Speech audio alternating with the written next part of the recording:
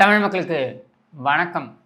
இந்த காணொளி முக்கியமாக யாருக்கு அப்படின்னாக்க, நம்ம முதலமைச்சர் மாண்புமிகு திரு விஜய் அவர்களுக்கு தான் இந்த காணொளி சமர்ப்பணம் அப்படின்னு கூட நம்ம சொல்லலாம். ஏன்னா இன்றைக்கி அவர் திருச்சிக்கு போயிருக்காரு. திருச்சி கிழக்கு.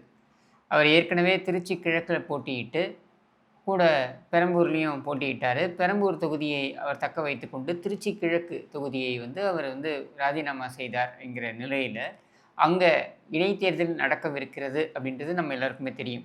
ஆனால் நாம் பார்க்க வேண்டியது இங்கே என்ன அப்படின்னா, ஒரு முதலமைச்சர் அவர்களுடைய முதல் கூட்டம்.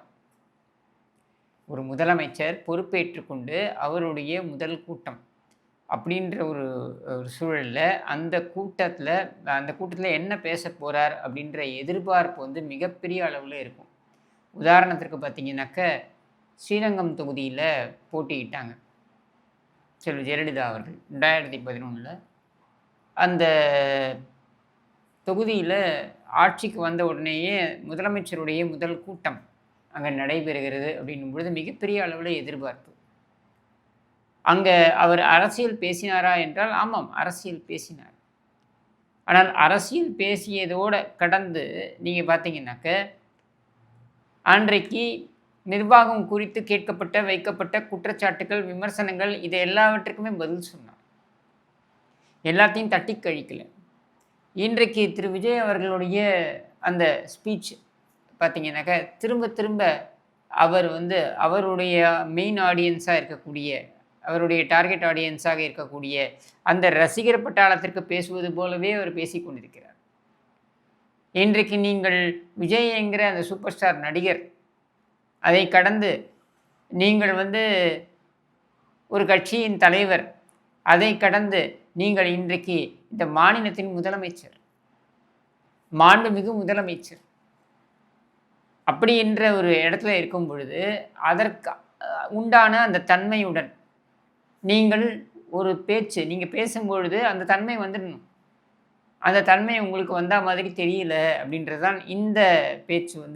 இவருடைய இன்றைக்கு 20 நிமிடங்கள் பேசியிருக்கிறார். அந்த 20 நிமிடங்கள் அவர் பேசிய பேச்சுடைய சாராம்சம் நமக்கு புரிய வைக்கிறது. ஏன்னா எடுத்த எடுப்பிலேயே திமுகவை சாடுகிறார், அது திமுக அவரை சாடிக்கொண்டிருக்கிறது. அதிமுகவை சாட வேண்டும் என்று நினைக்கிறார், அதிமுகவை சாடுவதில் தப்பு கிடையாது. ஆனால் என்ன இங்கே அப்படின்னா, அவர் பேச வரும்போது முதலமைச்சருக்கு தெரியாமல்லாம் இருக்க வாய்ப்பே கிடையாது. அப்படி தெரியாமல் இருக்கிறது என்றால் இவர் முதலமைச்சர் பதவியில் இருப்பதற்கு தகுதியும் கிடையாது. என்னென்னா, இன்றைக்கி ஒரு முக்கியமான ஒரு சம்பவம் நடைபெற்றிருக்கிறது. அந்த சம்பவம் என்ன? தஞ்சாவூரில், ஏன்னா திருச்சிக்கு பக்கத்தில் தஞ்சாவூரில் பார்த்திங்கன்னா, அங்கே ஒரு தொண்டன் உயிரிழந்திருக்கிறான், தற்கொலை செய்து கொண்டிருக்கிறான். அதிமுகவுடைய தொண்டன், உட்கட்சி பிரச்சனையின் காரணமாக அப்படின்னு சொல்லலாம். அந்த உட்கட்சி பிரச்சனையில் தாவேக்காக்கு தொடர்பு இல்லைன்னு சொல்ல முடியாது. ஏன்னா இந்த 25 எம்எல்ஏக்கள் சென்று தாவேக்காவுக்கு ஆதரவாக நம்பிக்கை வாக்கெடுப்பில் அவர்கள் வாக்களித்திருக்கிறார்கள். இதில் முக்கியமான விஷயம் என்ன தெரியுமா? ஒரு உண்மையை போட்டு உடைக்கிறார் விஜய் அந்த கூட்டத்திலேயே. இன்றைக்கி பேசும்பொழுது அவர் சொல்கிறார், நாங்கள் வெற்றி பெற்றிருக்கிறோம், ஆனால் முழுமையான வெற்றியை பெறவில்லை அப்படின்னு சொல்லிட்டு. உண்மையிலேயே 108 தொகுதிகளில் அவர்கள் பெற்றதுன்றது அபாரமான வெற்றி தான். ஏன் அது அபாரமான வெற்றின்னு சொல்கிறேன்னா, ஒரு பக்கம் 23 கட்சிகளுடன் கூட்டணி அப்படின்னு சொல்லிட்டு ஒரு பலம் பொருந்திய கூட்டணியுடன் ஆளும் திமுக, அன்றைக்கு ஆளும் திமுக இருந்தது. இன்னொரு பக்கம் பார்த்தீங்கன்னாக்கா அதிமுக, அதுவும் ஒரு பலம் பொருந்திய ஒரு கூட்டணியை வைத்திருந்தது. தாவேக்கா பக்கம் கூட்டணியே கிடையாது. அப்படின்ற ஒரு சூழலில் அவங்க கிட்டத்தட்ட ஏதோ பேருக்காக 1-2 கட்சி வச்சிருந்தாலும் கிட்டத்தட்ட தனித்து நின்று 108 இடங்களில் வெற்றி பெற்றார்கள். அப்படின்றது மிகப்பெரிய சாதனை தான்.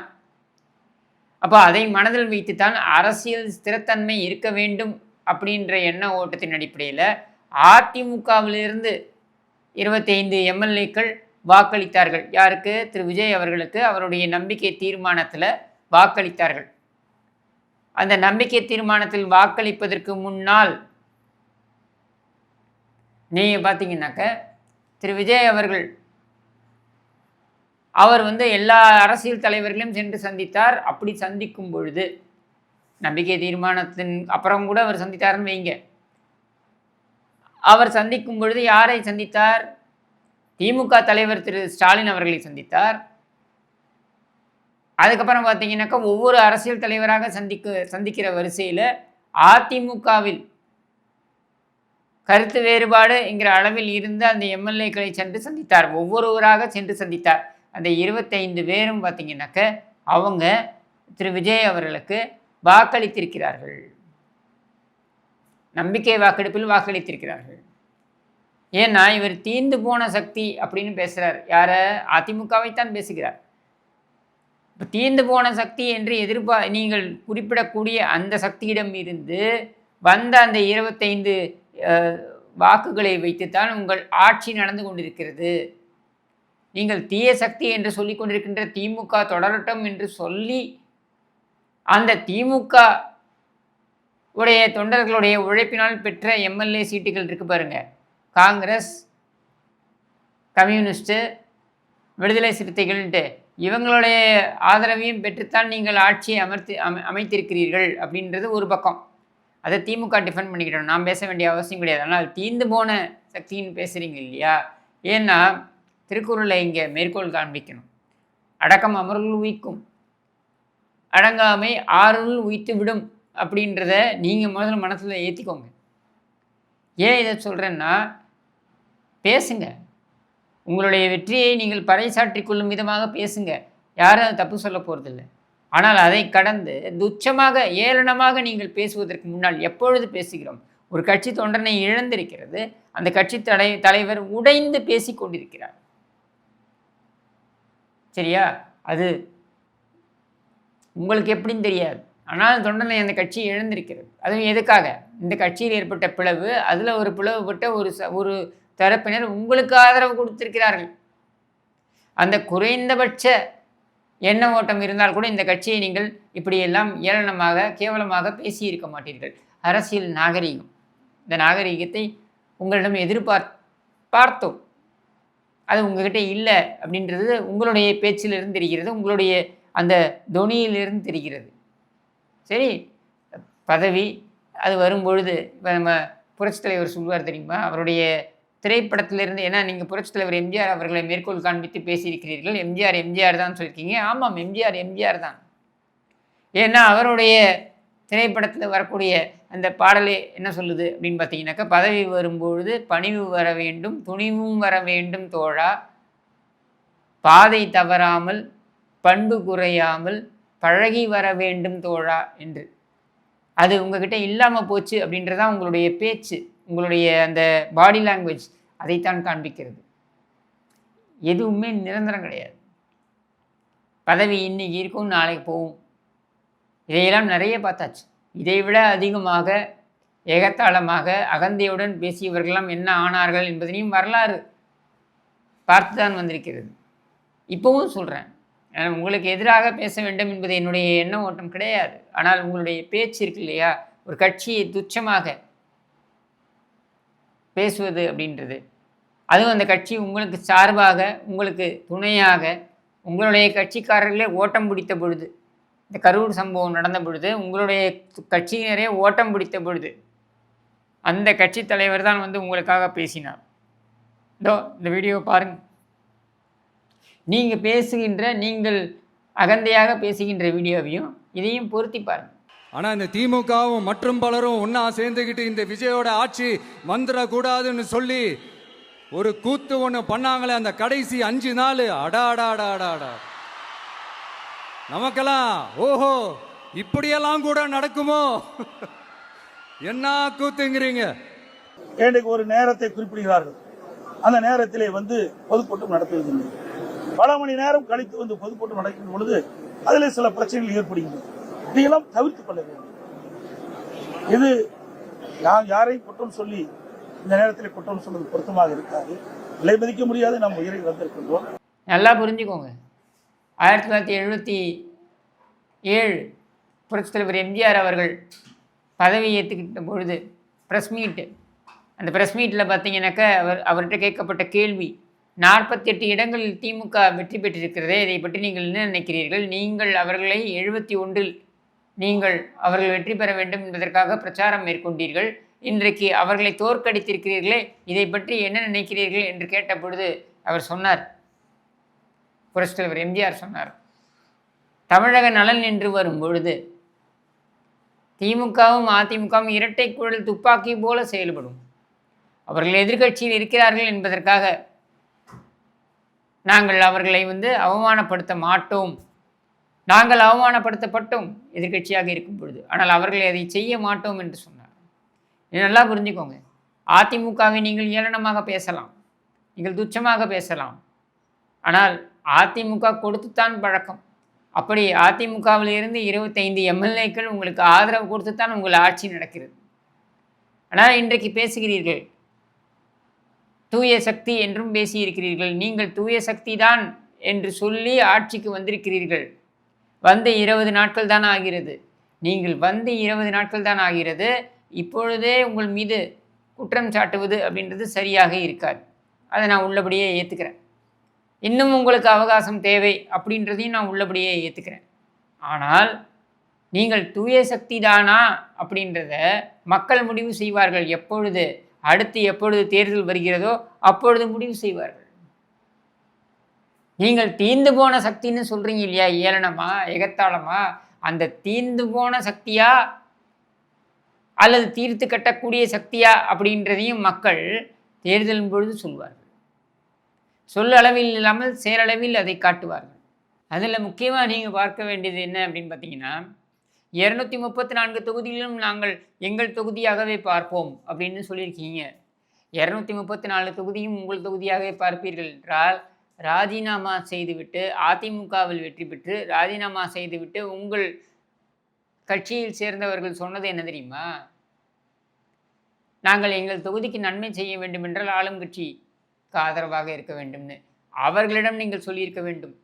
நாங்கள் 234 தொகுதியும் ஒரே மாதிரி தான் பார்ப்போம், அதனால் நீங்கள் ராஜினாமா செய்ய வேண்டாம், மக்களுடைய பணத்தை விரயம் செய்ய வேண்டாம், தேர்தல் நடக்க வேண்டாம்னு நீங்கள் சொல்லியிருக்கணும். அப்படியெல்லாம் நீங்கள் சொல்லலை, சரியா? அடுத்த முக்கியமாக ஒரு கேள்வி, உங்கள் மீது சட்டம் ஒழுங்கை பொறுத்த வரைக்கும், அதாவது இன்றைக்கி நடக்கக்கூடிய சட்டம் ஒழுங்கு பிரச்சனைகளை பொறுத்த வரைக்கும் முழுமையாக நீங்கள் தான் பொறுப்பு என்று சொல்வதை உள்ளபடியே நான் மறுக்கிறேன். ஏன்னா நீங்கள் ஆட்சிக்கு 20 நாட்கள் தான் ஆகிறது, 23 நாட்கள் ஆகிறது. ஆனால் நம்முடைய கேள்வி உள்ளபடியே உங்களுடைய அமைச்சர், அறநிலைத்துறை அமைச்சர் ரமேஷ் இருக்கார் பாருங்க, நல்ல மனிதர் தான். அவர் மேடையில் பேசுகிறார், இன்னைக்கு ஒரு அமைச்சராக இருந்துட்டு பேசுகிறார், எதிர்க்கட்சியே இல்லாத சட்டமன்றத்தை உருவாக்குவோம். 234 தொகுதிகள் நம்ம வெற்றி பெற்று 2031 எதிர்க்கட்சியே இல்லாத ஒரு சட்டமன்றத்தை உருவாக்குவோம் அப்படின்னு சொல்லிட்டு வாழ்த்துக்கள். ஆனால் நம்முடைய கேள்வியே, இன்னைக்கு நீங்கள் வெற்றி பெற்றிருக்கிறீர்கள் அல்லவா, 23 நாட்கள் ஆகியிருக்கு நீங்கள் முதலமைச்சராக பதவி ஏற்றுக்கொண்டு. உங்களுடைய சக அமைச்சர்கள் இந்த திரு ரமேஷ் அவர்கள் உட்பட இவர்கள் எல்லோரும் பதவியை ஏற்றுக்கொண்டு 11 நாட்கள் ஆகிவிட்டது. அமைச்சரவை கூட்டத்தை எப்பொழுது சார் கூட்ட போகிறீங்க? அப்புறம் நீங்கள் ஸ்டாலின் சார் மற்றும் பலர் இதெல்லாம் பேசலாம், முதல்ல அமைச்சரவை கூட்டத்தை கூட்டுங்க. அதையே இன்னும் கூட்டாமல் வச்சுருக்கீங்க, ஏன் கூட்ட முடியல, என்ன பேசணும்னு தெரியலையா? இப்படின்ற கேள்விகள் நியாயமான விமர்சனங்கள், இதை யாருமே தவறு சொல்ல முடியாது. இந்த நியாயமான விமர்சனங்கள் வர ஆரம்பிக்கும். இந்த விமர்சனங்களை எப்படி எதிர்கொள்ள போகிறீர்கள் அப்படின்னும் நம்மக்கிட்ட நிறைய கேள்விகள் இருக்குது. என்றைக்குமே ஒன்றை புரிந்து கொள்ளுங்கள், வீழ்ந்து இருப்பவரை ஏளனம் செய்வது என்பது வேறு. ஆனால் அவர்களை தரக்குறைவாக பேசி அதன் அடிப்படையில் அவர்களை நான் எங்கே உட்கார்ந்துருக்கேன் பார் அப்படின்னு சொல்லிட்டு தேர்தல் சூறாவளி அப்படின்றது, ஏன்னா உங்களுக்கு மட்டும் இல்லை, சேகர் பாபு 2.0 மாறிக்கொண்டிருக்கிறார் உங்களுடைய அமைச்சர் ஆதவ அர்ஜுனா. ஒன்றை புரிந்து கொள்ள வேண்டும், ஆதவ அர்ஜுனா போன்றவர்கள் தேர்தல் சூறாவளி என்கிற அந்த காற்று இருக்கு இல்லையா, அதில் குப்பை மேட்டில் இருக்கக்கூடிய ஒரு பேப்பர் துண்டும் கூட மேலே போய் கோபுரத்தில் ஒட்டிக்கும். கோபுரத்திலிருந்து இருக்கக்கூடிய கலசம் கூட கழண்டு கீழே குப்பை மேட்டில் விழும். அதனால் கலசம் குப்பையாகாது, இந்த குப்பை காகிதம் என்பது கலசம் ஆகாது அப்படின்றத நல்லா புரிஞ்சுக்கோங்க. வெற்றி பெற்றிருக்கிறீர்கள், உங்களுக்கு வாழ்த்தை தெரிவிக்கிறோம். நீங்கள் உண்மையிலேயே நல்ல ஆட்சி கொடுக்க வேண்டும் அப்படின்ற எதிர்பார்ப்பையும் உங்கள் மீது மக்கள் வைத்திருக்கிறார்கள். அந்த எதிர்பார்ப்பை நீங்கள் பூர்த்தி செய்ய வேண்டும் அப்படின்றதான் எங்களுடைய வேண்டுதலும். அதே சமயத்தில் இந்த ஏகத்தாளமான பேச்சு, அப்படியே அப்படி எள்ளி நகையாடுவது, இதையெல்லாம் நீங்கள் செய்வீர்கள் என்றால் காலம் கண்டிப்பாக காத்திருந்து பதில் சொல்லும். எதுவுமே நிரந்தரம் கிடையாது. அது எங்களுக்கும் நாங்கள் சொல்லிக் கொள்கிறோம், உங்களுக்கும் சொல்கிறோம் என்று கூறி விடைபெறுகிறேன். நன்றி, வணக்கம்.